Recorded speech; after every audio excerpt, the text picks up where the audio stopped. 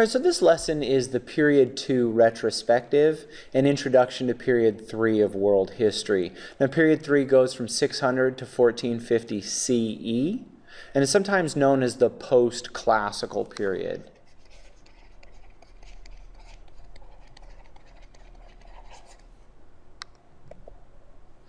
Now, as we go through this, don't forget to use the SPICE graphic organizer, or to line up, the SPICE categories in your Cornell notes, right? Remember, S is for society, P is for politics, I is for interactions with the environment, which includes technology, C is for culture, and E is for economics. So use those categories to classify information as we go through this lesson.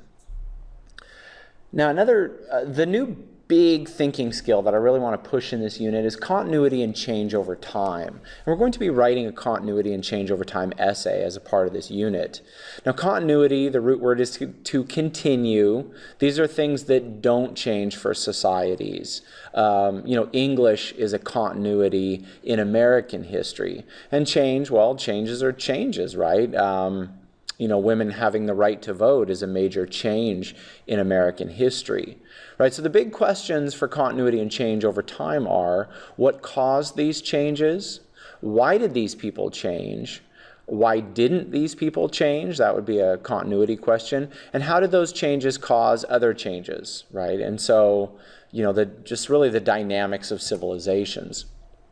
All right, and so let's look back to Period 2 of world history and the big changes that, human beings went through during that time period, right? So this was the rise of multi-ethnic, multinational empires, where you have very different groups of people all being united under a single imperial control, right? The Persian, the Hellenistic Empire, that's Alexander the Great's, the Roman, the Mauryan and the Gupta of India, and finally Han China, right? And this period was also the beginning of world religions, namely Buddhism and Christianity. Remember, these are religions that spread through conversion, that people don't have to be born into to be a member of, that often have people who live in very different places and who have different racial and ethnic backgrounds. All right? Period 2 of world history was also a period of standardization, where language became more standard, currency, right, money, became more standard, and weights and measures of distance and things like that, height, became more standard across larger and larger areas. Right, this was also the period that saw the intensification and codification of patriarchy. Right, the root word here is code, right, as in it was put into codes like writings, holy writings and legal writings, and just really made common. And then improved bureaucracies. Remember, the bureaucrats, these are the people that actually run governments. Right? I mean, you have a president, you have an emperor, but those people don't run, nations or empires. They're just the people in charge.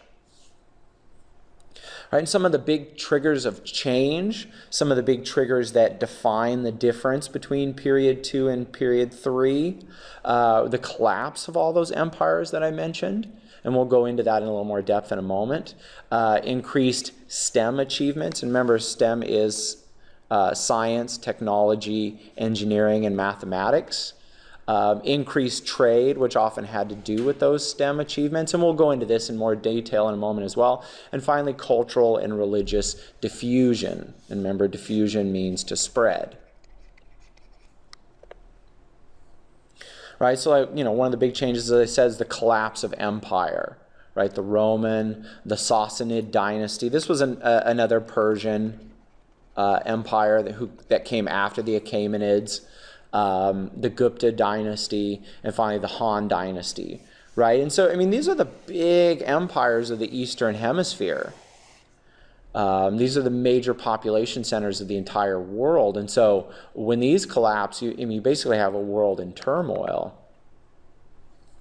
Right? Some of the STEM improvements, the compass, paper, sailing technology like ship design and sail design and map making, right? Banking, right? Because people don't want to carry gold for hundreds or thousands of miles to do trade, so you start getting the early versions of paper money, architecture, and urban design. Remember, urban means city, right? So as people move into cities, urban design is things like streets and sewers and, plumbing and how you move water around a city. You need good architecture and urban design in order to even have a city, right? And so with the collapse of empires, we see a big turn to religion at this time period. We get increased missionary activity, right? These are the peoples who go out and they make converts, right? They help people convert to Buddhism or Christianity, or as we're going to see, Islam. China adopts Buddhism at this time period, and Rome spreads Christianity into Europe. I mean, Rome collapses, but the continuing expansion of Christianity into Europe that Rome started. And this is very interesting, right? Buddhism and Christianity are going to change because they're going to mix with Chinese culture and they're going to mix with European culture, and they're not quite the same religion afterwards. And the Catholic Church is going to hold Europe together through the Dark Ages after the collapse of Rome. This is the time period when Islam begins, the second biggest religion in the world today. And then Islam spreads into South Asia, Southeast Asia, Africa, and even the southern corners of Europe as well. Trade begins to expand, and we begin to get what we call trans-regional trade. That means across regions. The Romans had some limited trans-regional trade, but it really explodes at this time period. The Silk Roads did exist during period 2, but they are kind of rebuilt and intensified. The Indian Ocean basin, which is right here, all the way around the Indian Ocean. This really heats up as a trade network, sometimes known as the spice, the spice network or the spice roads, the spice routes, I'm sorry. And then finally the Trans-Saharan trade network, largely due to the introduction of camels into Africa. Right, and so we, get these increased diffusion that mainly has to do with trade and missionary work.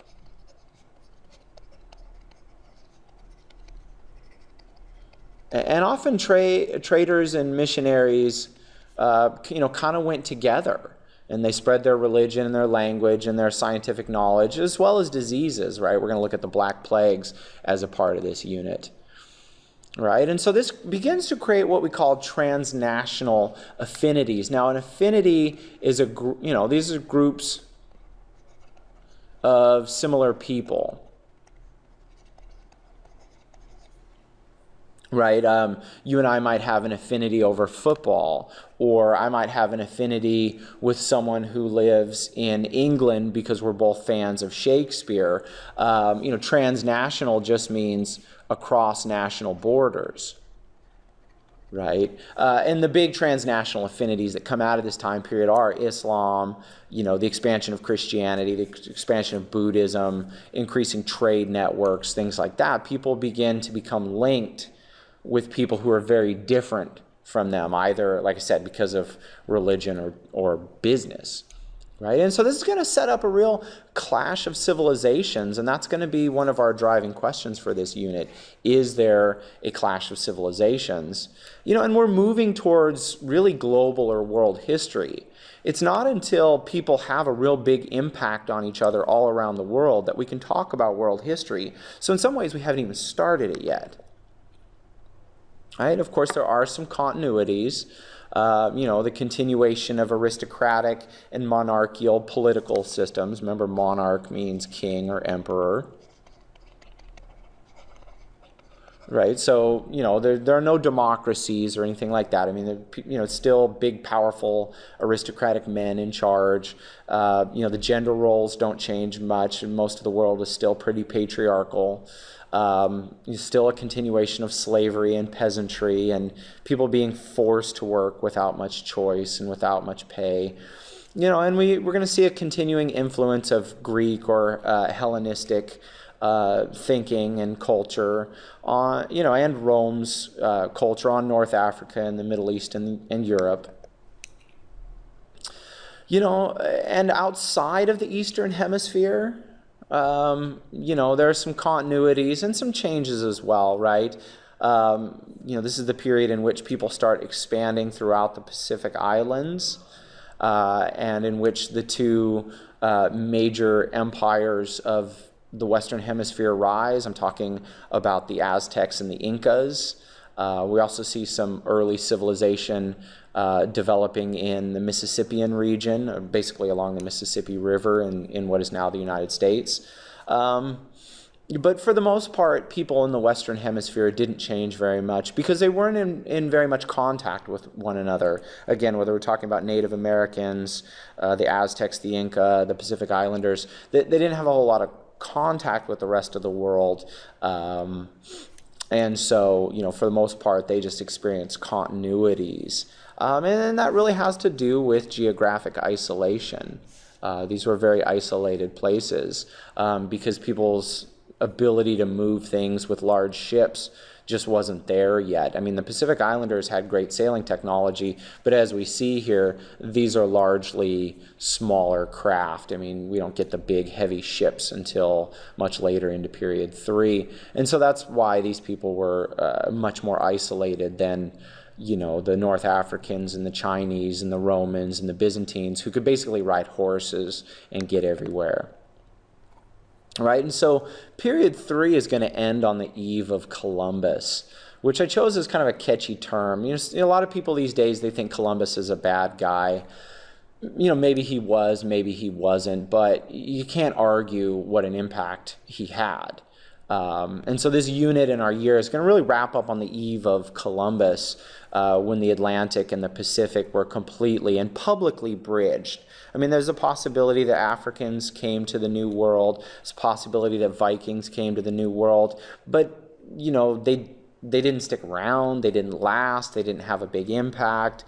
It really is Columbus. So like I said, whether you think he's a monster or not, you really can't argue that, he changed things. And I'm going to really go out on a limb here. I hope this doesn't offend anyone. But this is really where world history begins, when we really have a global network that includes both the Eastern and Western Hemisphere. So that's where we're going. We're going to look at the Byzantines, the Catholic Church, the Song and Tang dynasty of China. We're going to look at the Pacific Islands. We're going to look at the Aztecs and the Inca. We're going to look at West Africa. I'm totally stoked. There's a lot of great stuff here. So, let's get going. Thanks for watching.